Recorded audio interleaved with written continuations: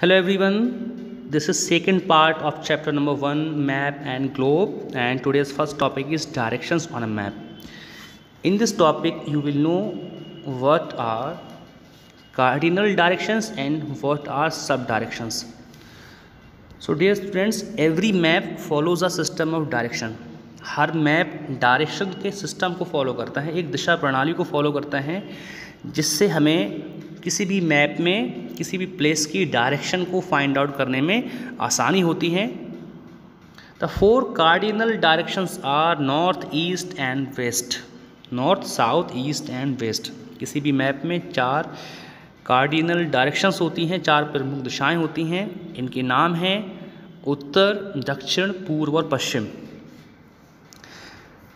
The top of the map points north and is marked as N, and the bottom of the map always points to the south, and the right of the map is the east, and the left of the map points west.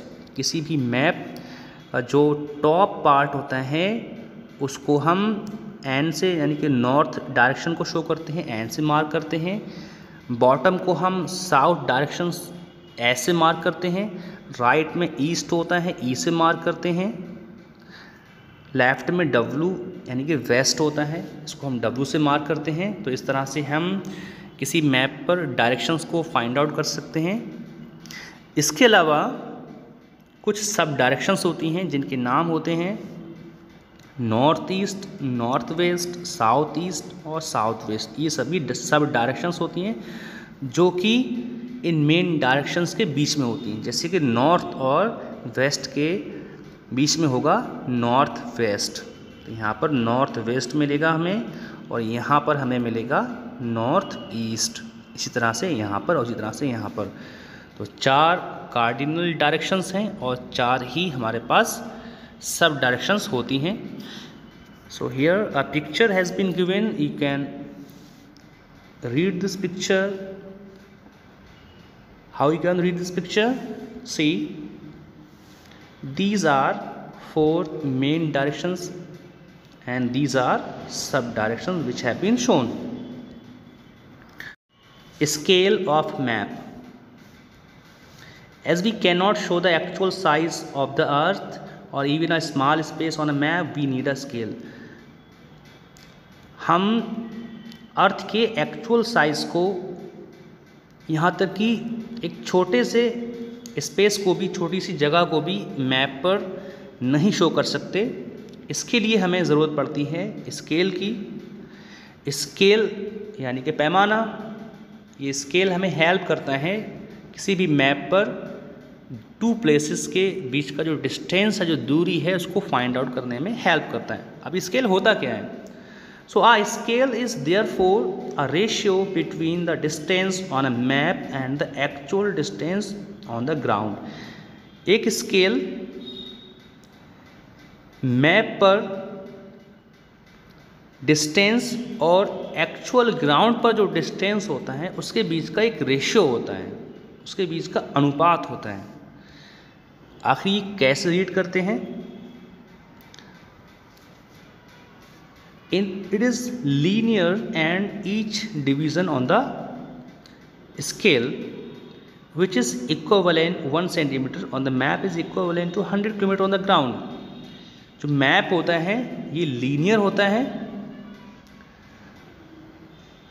और map में जो हम different intervals को express करते हैं ये सभी हमारे इक्वल होते हैं.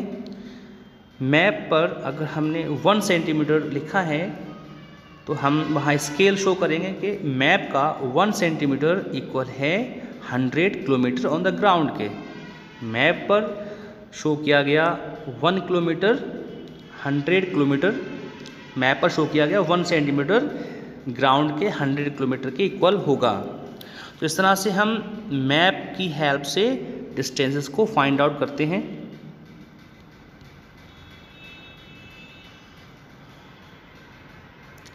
Conventional signs and symbols on A map. जैसा कि आपने मैप के बारे में पढ़ा कि every map has a language. Her map की एक भाषा होती है.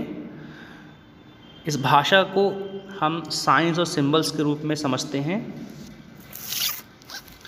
So as there is no enough space to show mountains, river, houses, temples, churches, dams and railway tracks etc, among other things, on a map we use different symbols and signs to show such information. क्योंकि map पे space बहुत कम होता है, इसीलिए map पर हम mountains, reverse, houses या temples को हम नहीं दिखा सकते, तो इसके लिए हम यूज़ करते हैं इन प्लेसेस को दिखाने के लिए पर्टिकुलर सिंबल्स होते हैं या साइंस होते हैं, उनको ही हम दिखाते हैं, उनकी हेल्प से हम इन प्लेसेस को दिखा सकते हैं मैप पर, बहुत ही कम स्पेस में हम दिखा पाएंगे। These symbols are common और conventional in every map। जो सिम्बल्स होते हैं बहुत ज़्यादा कॉमन होते हैं और हर व्यक्ति उसको पढ़ सकता है, ये सभी यूनिवर्सली एक्सेप्टेड सिम्बल्स होते हैं, so that everyone can understand them, कि हर कोई इनको समझ सकता है। यहाँ पर कुछ सिम्बल्स को दिखाया गया है, these are conventional symbols.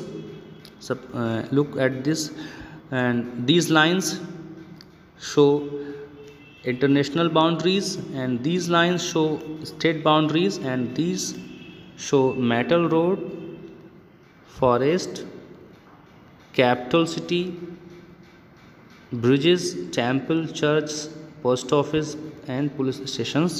So all these symbols are used to show different locations, different places on a map.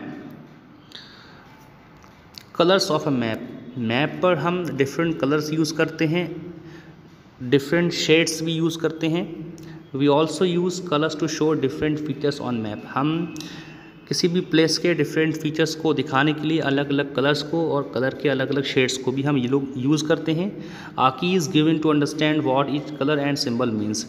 एक की दिया होता है मैप के पास में जो हमें ये बताता है कि किस सिंबल का क्या मतलब है और किस कलर का क्या मतलब है।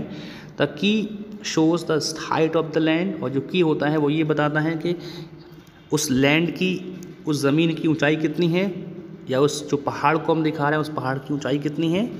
And depth of the water, और हमें ये भी पता चलता है कि पानी की गहराई कितनी है through shades of the colour. इसके लिए हम अलग अलग शेड्स यूज़ करते हैं एक ही कलर के, that varies from dark to light, ये डार्क से लाइट की ओर होते हैं।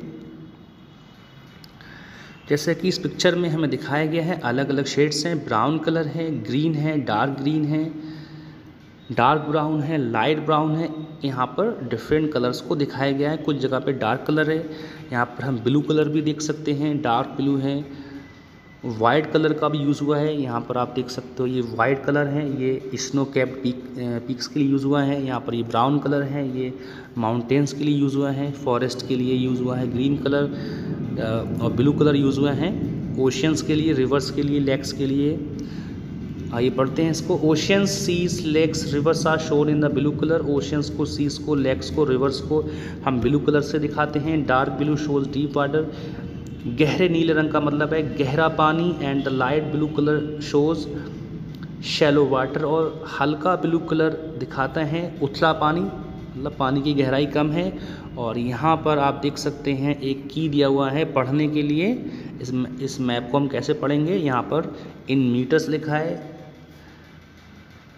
अलग अलग कलर्स का यूज़ हुआ है। और यहाँ पर ये दिखाया गया है कि किस कलर से प्लेस जो दिखाया गया है उस कलर से दिखाए गए प्लेस की हाइट कितनी है, उस हाइट को यहाँ पर दिखाया गया है। High mountains are shown in dark colour, dark brown colour. Low mountains and plateaus are shown in light brown.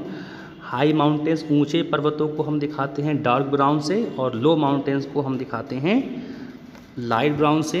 यहाँ पर आप देख सकते हैं जहाँ पर डार्क ब्राउन है वो हाई माउंटेन्स हैं, जहाँ पर लाइट ब्राउन है वहाँ पर लो माउंटेन्स हैं।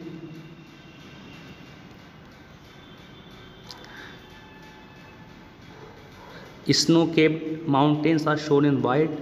बर्फ़ से ढके हुए पहाड़ों को हम वाइट कलर से दिखाते हैं, और येलो कलर से हम डिज़र्ट्स और ड्राई एरियाज़ को शो करते हैं। जैसा कि आप यहाँ देख सकते हैं ये हमारा वाइट कलर से यहाँ पर जो माउंटेन रेंजेस हैं उसको दिखाया गया है।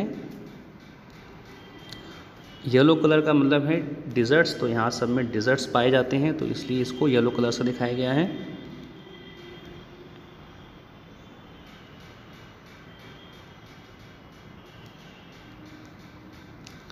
Plains and lowlands are shown in the green, और जो प्लेन्स होते हैं और जो निचली भूमियाँ होती हैं, समतल होते हैं, उनको हमने ग्रीन कलर से दिखाया गया है। द कॉन्टिनेंट्स एंड ओशियंस, महाद्वीप और महासागर। The land mass of the earth is divided into continents, जितनी भी भूमि है पूरे अर्थ पर उसको कॉन्टिनेंट्स महाद्वीपों में बांट दिया गया है। The water on the earth are divided into oceans, और जो जितना भी पानी है हमारे प्लानेट को उसको डिफरेंट ओशियंस में बांटा गया है। Nearly 70% of the earth surface consist of water, लगभग 71% हमारी पृथ्वी की सतह पर पानी है। बाकी की जो सतह है लगभग 29% पे लैंड एरिया है, भूमि है। There are 7 continents and 4 oceans in the world, पूरे विश्व में 7 महाद्वीप हैं और 4 महासागर हैं। North America is the 3rd largest continent, it was discovered in 15th century। North America तीसरा सबसे बड़ा महाद्वीप है, इसको 15वीं शताब्दी में खोजा गया। Europe is the 6th largest, Europe 6ठे नंबर का सबसे बड़ा महाद्वीप है और ये सबसे ज़्यादा डेवलप महाद्वीप है। इंग्लैंड भी इसी महाद्वीप में है। Asia is the largest continent, Asia जिसमें हमारा कंट्री भी है, इंडिया है जिसमें, ये दुनिया का सबसे बड़ा महाद्वीप है। It shares it's land mass with Europe, और इसकी जो बाउंड्री है वो यूरोप से भी मिलती है। The Ural mountains in Russia and the Caspian sea separate Asia from Europe. जो यूरल माउंटेन है जो कि रशिया में है और जो कैस्पियन सी है ये एशिया को यूरोप से अलग करता है। Australia is the 7th largest continent, it is a large island. Australia सबसे छोटा महाद्वीप है, ये एक कंट्री भी है और एक कॉन्टिनेंट भी है, और ये एक बहुत बड़ा आइलैंड है, एक बहुत बड़ा द्वीप है ये। South America is the 4th largest, south America 4th number पे आता है। Africa is the 2nd largest, Africa 2nd number का सबसे बड़ा महाद्वीप है। और वर्ल्ड का सबसे बड़ा डेजर्ट भी यहीं पर है, सहारा डेजर्ट के नाम से जाना जाता है, जो कि अफ्रीका में ही है।